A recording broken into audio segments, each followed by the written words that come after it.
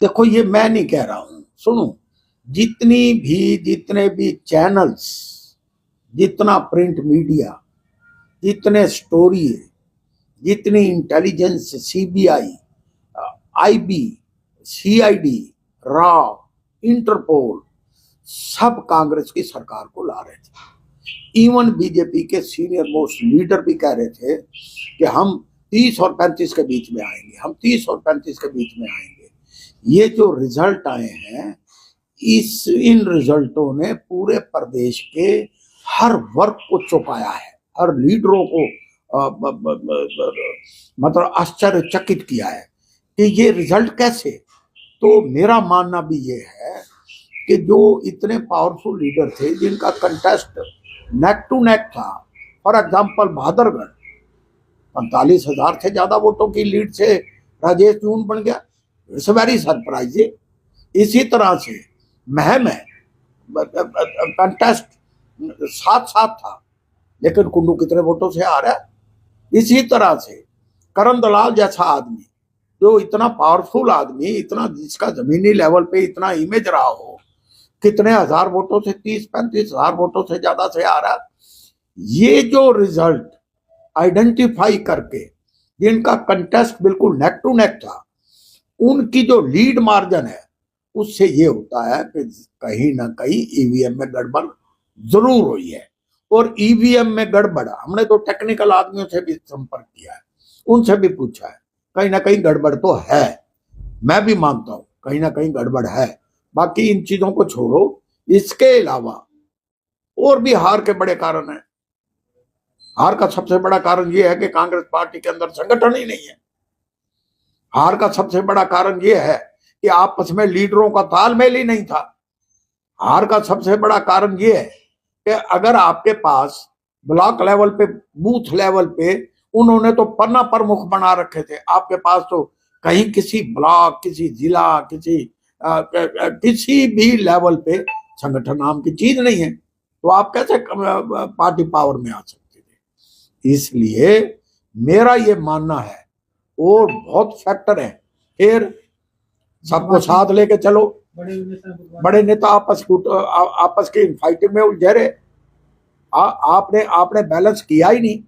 सबसे बड़ी जिम्मेवार तो कांग्रेस पार्टी की लीडरशिप है, उन्होंने बैलेंस क्यों नहीं किया। आप एक तरफा चलोगे, एकीकरण की पॉलिसी पे चलोगे, तो कामयाब कैसे हो सकते हो।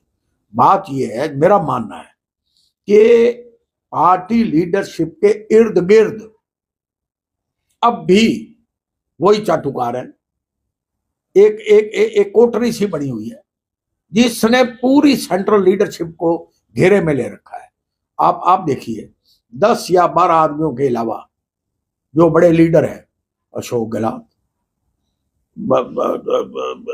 ये अजय माकन, राजीव शुक्ला, फलाना चैंथला, फलाना, यही महाराष्ट्र के प्रभारी हैं, यही हरियाणा के प्रभारी हैं, यही पंजाब के प्रभारी हैं, यही यूपी के प्रभारी हैं। आपके पास क्या इन आदमियों के अलावा और कोई आदमी नहीं है। मैं ये कहता हूं कि इंदिरा जी का टाइम याद करो, आप इवन राजीव जी का टाइम याद करो, सोनिया जी भी लोगों को मिला करती थी। अब तो इनका संवाद ही नहीं है किसी से, लोगों को मिलते ही नहीं है। चुनिंदा लोग अपॉइंटमेंट ले तो मिल सकते हैं, वो भी साल बाद, 2 साल बाद। अदरवाइज इनकी यात्रा, राहुल गांधी की यात्रा, 4,000 किलोमीटर से ज्यादा की यात्रा को भी इन्होंने ध्वस्त कर दिया। वो भी मैनेज थी। अगर किसी स्टेट से गुजरते थे, किसी स्टेज के ऊपर रैली रखी है, उस रैली के अंदर, उस मंच के ऊपर वही चढ़ सकते हैं जो आदमी उन लीडरों के चाहते हैं। दूसरे आदमी स्टेज पे बोल नहीं सकते। वो कहते हैं कि बीजेपी ईवीएम में जो कह रही है कि ईवीएम में कोई गड़बड़ी नहीं हुई है, कांग्रेस वाले तो अभी अपने हाथ से बिल्कुल सदमे में कि आगे नहीं सकता। सुरेंद्र जी, सदमे में तो बीजेपी भी है कि हम कैसे पावर में आ गए, सदमे में कांग्रेस भी है कि हम हार कैसे गए, सदमे में जमीनी लेवल का कार्यकर्ता, जमीनी लेवल का वोटर भी है कि ये रिजल्ट कैसे आए, बड़े आश्चर्यचकित रिजल्ट आए। तो इसलिए सदमे में तो आज पूरा प्रदेश सदमे में है। और मैं समझता हूं कि अब कहने को तो कुछ है नहीं। और ये मेरा भी सौभाग्य है कि आप जैसे इंडिपेंडेंट चैनल के लोग मेरा इंटरव्यू लेने आ गए हो, लेकिन हम भी सदमे में हैं। तो कांग्रेस कैसे उभरेगी इस बात से? कांग्रेस तो कह रहे कि 20 साल तक हम आने नहीं देंगे। जब तक ड्रास्टिकली कांग्रेस के अंदर चेंजेस नहीं होंगी, अब इन्होंने लाल डोरे बना रखे हैं, हदबंदी कर रखी है। रोहतक, सोनीपत, झज्जर, कुछ और इलाके के अंदर भूपेंद्र हुड्डा के अलावा कोई पार्टी का जिक्र ही नहीं कर सकता, उनसे अबव एंड बियॉन्ड कोई जा ही नहीं सकता। ये लाल डोरा है। इसी तरह से अंबाला से ये, सरसा से ये, कैथल से रणदीप सुरजेवाला, अरे मैं कहता हूँ ऐसे पार्टी कभी चली है? आपके पास ग्राउंड लेवल के आदमी नहीं है, आपको फीडबैक ही नहीं है। आपके पास 3, 4, 5 चुनिंदा लीडर है, बस उन्हीं से आप फीडबैक लेते हो, वहीं से पार्टी का संगठन चलाते हो। मैं और कहता हूँ, आज 17 साल से दलित समाज के आदमी के कमांड में लीडरशिप है। पहले फूलचंद मुलाना थे, फिर उदय भान, फिर कुमारी शैलजा, अशोक तंवर 6 साल रहे। आप 17 साल दलित के हाथों में कमांड रही और इन्हीं के नेतृत्व में चुनाव हुए।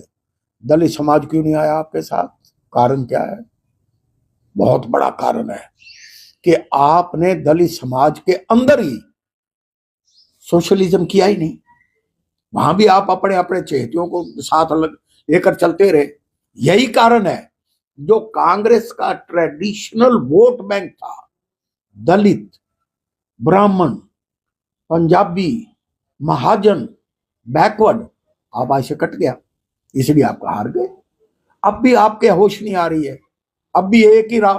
इन्होंने आज बीजेपी ने क्या किया? एक सूत्री प्रोग्राम बनाया है, जाट वर्सेस गैर जाट। वही घर घर में इन्होंने बातें चलाई है, पोलराइजेशन, सोशल इंजीनियरिंग, उसमें बीजेपी वाले कामयाब हो गए। मैं अब भी कहता हूं, तब तक इनकी काट, अगर इन्हीं की काट से नहीं आप करोगे, आप जब तक गैर जाट के चेहरे को प्रोजेक्ट नहीं करोगे स्टेट लेवल के ऊपर, आप कांग्रेस कभी नहीं आ सकती। ये मेरा निचोड़ है, मैं यही बात आपको कहना चाहता हूं।